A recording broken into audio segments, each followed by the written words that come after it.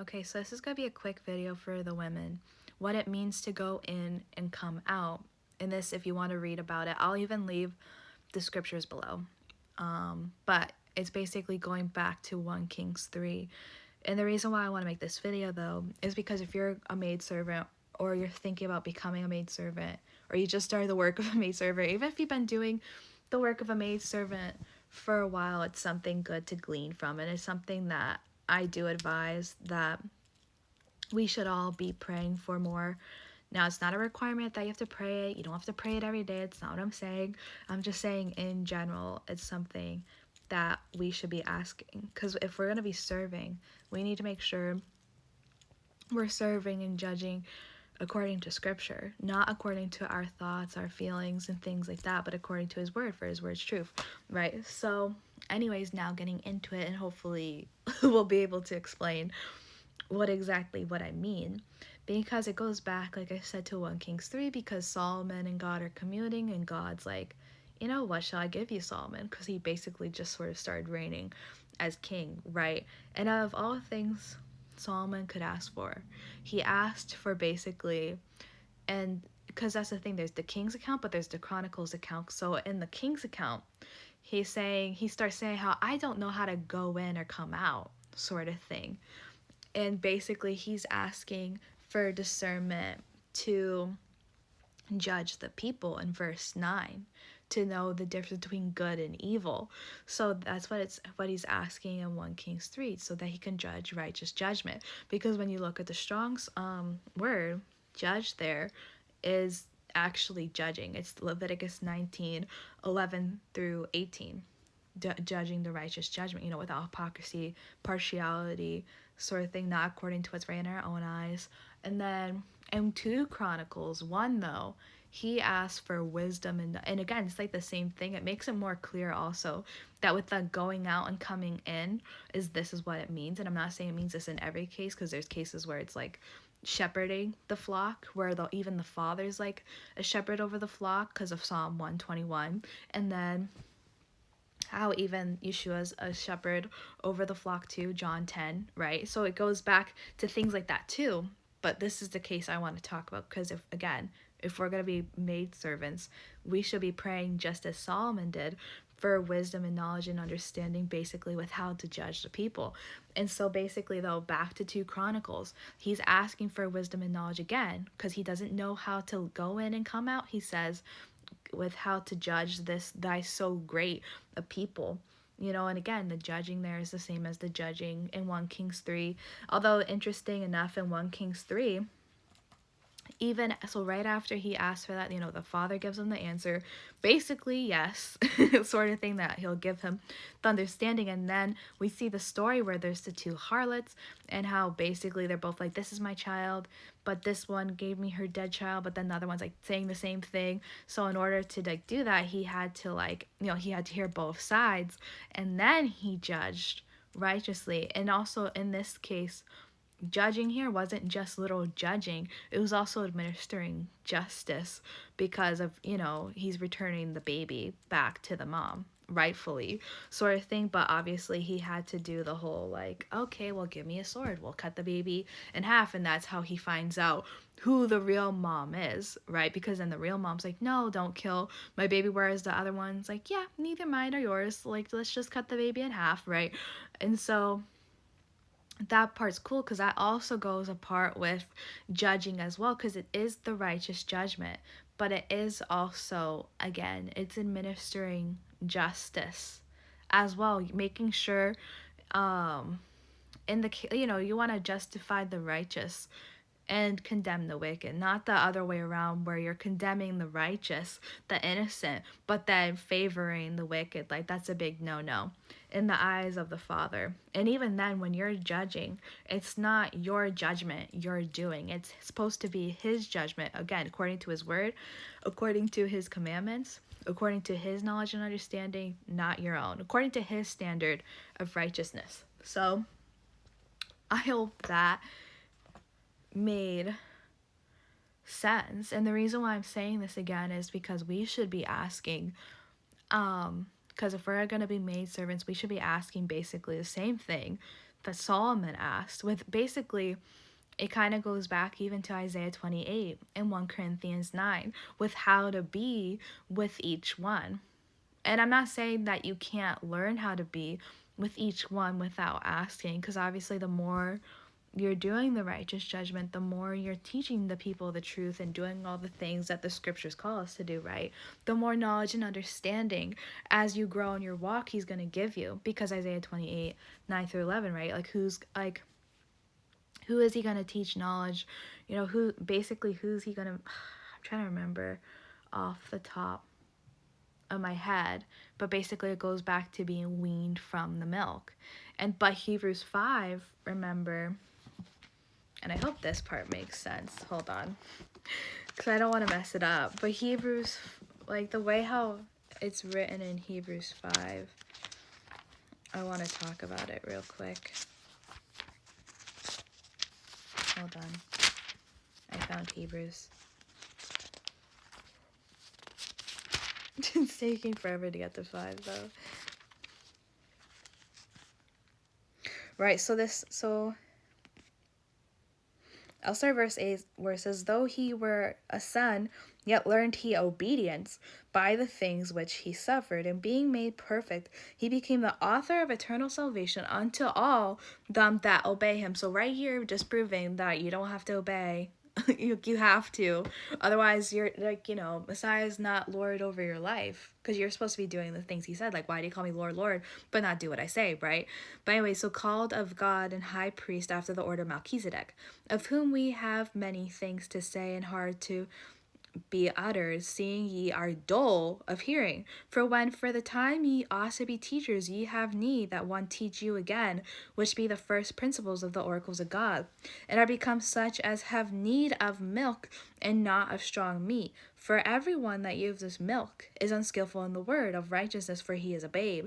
But strong meat belongeth to them that are full age, even those who by reason of use have their senses exercised to discern both good and evil. So this is why you need to get weaned from the milk and drawn from the breast. Otherwise, you're going to be like the people who are unskillful and still a babe in the faith. So this is why you have to be obedient, right? You have to drink the pure milk of the word, right? And what's that? Well, it starts with the 10 commandments. It starts with eating clean. It starts with letting go of the pagan holidays to learn, okay, how does the Father want me to worship him? Well, he says to worship him in spirit and truth. So what does that look like? So it starts with the obedience to the Father, right? So it starts with getting in covenant. And then the more you obey, the more he prunes, the more knowledge he gives you, the more understanding he gives you, with what he wants you to do. And he shows you more and more, okay, this is my will, you need to do this. Okay, now you know how to do that. Okay, good. Now I'm going to teach you what this means, because he teaches you precept by precept. And I'm going to read Isaiah 28, because I'd rather read it than paraphrase it. Again, I have it in my head and in my heart, but I'd rather, again, still just read it. It's better. So whom shall he teach knowledge? And whom shall he make to understand doctrine? Them that are weaned from the milk and drawn from the breast. So part of the problem, as we see in Hebrews 5, those people weren't weaned from the milk and drawn from the breast. They had to get retaught everything. They're still babies in the faith, right? And we don't want to be like that. You don't want to stay a babe. That's one thing if you are a babe. But you don't want to stay a babe forever. You have to grow in the word. But how are you going to do that if you're not getting weaned from the milk and drawn from the breast, right? For precept must be upon precept, precept upon precept, line upon line, line upon line, here a little and there a little. For with stammering lips, stammering lips and another tongue will he speak to this people. So that's the thing. He'll teach you what to say. So just as Moses prayed, well, not prayed, no, sorry, and he didn't pray, that was my bad, but in the burning bush incident where he's talking to the Father, and the Father is basically like, okay, you're going to be leading my people out of Egypt, right? And Moses at first is like, no, I can't, how can I do that? I'm not of eloquent speech, sort of thing, I don't know what I'm doing. But what did the Father say to him? That he'll teach him what to say, and basically be his mouthpiece and speak through him, right? And it's the same thing for us, because it's not like you wake up and you instantly know, okay, yeah, this is how you judge here, this is how you judge righteously, and like this and that. No, like you wake up, you're a baby, and you have to get taught. So that's why, again, you have to really make sure you get weaned from that milk. And again, how are you going to get wisdom and knowledge if you don't fear the Father? Because knowledge and wisdom are given to those who obey him, to those who love him, to those who fear him. And when you fear him, that means you're going to keep his commandments. And the reason why we know that it's definitely that, because it even goes back to Exodus 20, where basically I think it says about how his fear will be in you so that you won't commit sins. And now what's sin? Transgression of his law. You know what I mean? So it starts with that. It starts with fearing him. So it starts with keeping the commandments. But then eventually, as you know, to keep that's the thing with the little you know, the little that you can share. So what you've been freely given, you freely give to others. So I know to keep the 10 commandments. That means I'm supposed to go share that with people. And the more you do that, the more you're faithful in little, the more then you'll be faithful in much. And the more then you'll be able to teach people, you know, what his word says. And I'm saying this because this is something that's even happened in my own walk.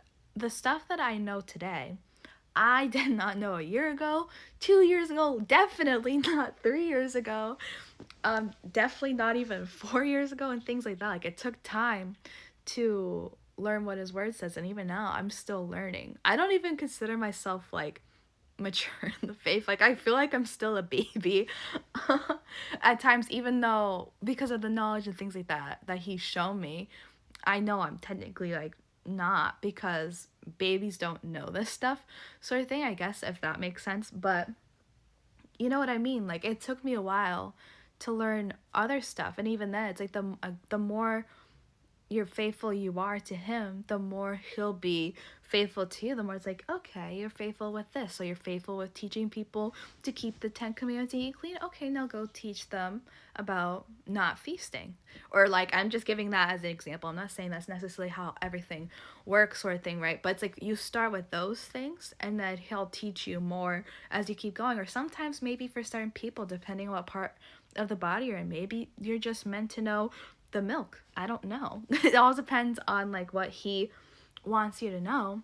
But again, he'll teach you, though. If you desire to know his truth, if you desire to fear him, if you desire to obey him, but also teach his people to obey him, he'll teach you basically what to do, what to say, how to be with each one. He'll show you, okay, this person is righteous, okay, this person's wicked, or this person's this person's that. Like, just like, it's like, just like how you know, with Yeshua, he showed, like, as we just read in Hebrews 5, even though he was the son, he still had to learn in this life. You know, he even grew up, I'm trying to remember what the scriptures say in the Gospels in regards to it, but basically he also had to grow up learning wisdom and knowledge and things like that throughout his life. And then look at what Yeshua did. He was able to, like, you know, because of the Spirit, the Father's Spirit was in him, right? He was able to judge righteously, and he was even given discernment with, like, what was in each person's heart. I mean, now you're not going to know exactly to the same extent, probably not, like Yeshua, but definitely, though, he'll give you discernment, like, okay, this person's acting like this, or this person's acting like that. And the reason why I'm saying that is because I can testify, again, the more that praise Yah, that I've been doing this, which is not even me, it's him working through me, the more it's like, where it's like he'll give you discernment about crazy things where it's like, why am I having this thought or this feeling? And sometimes it's easy where you can just be like, oh, I'm just crazy overthinking, but then something happens, you're like, okay, I was not overthinking, that was his discernment, like, praise Yah, sort of thing. You know what I mean? Like, I hope what I'm saying is making sense. So that's why even just praying for it, because even in James it talks about basically if you pray for wisdom, you pray with faith, without impure motives, then it's basically like he'll grant it to you because it's according to his will. Especially if you're not asking for yourself, like, oh, look at me, all this wisdom and knowledge I have, but for the sake of his people, for the sake of teaching his people his truth, right? He'll show you. And I don't remember if I did say this or not. Or actually, maybe I did. I was going to mention John 10, but I'm pretty sure I already did mention John 10 about Yeshua, and I guess I'll re-say it anyways, about Yeshua. It's like in that example too, in regards to going in and coming out. That's, I guess, kind of irrelevant now. But anyways, that's what it means to go in and come out. The judging, to be like a little shepherdess sort of thing as well. And I'm sure there's even more meanings, but that is the idiom. And that's why you should pray. Pray, okay, Father, give me wisdom and knowledge on how to judge righteously, not according to my thoughts, but according to the Spirit. But anyways, I'm going to end this now. So I hope this was helpful to you.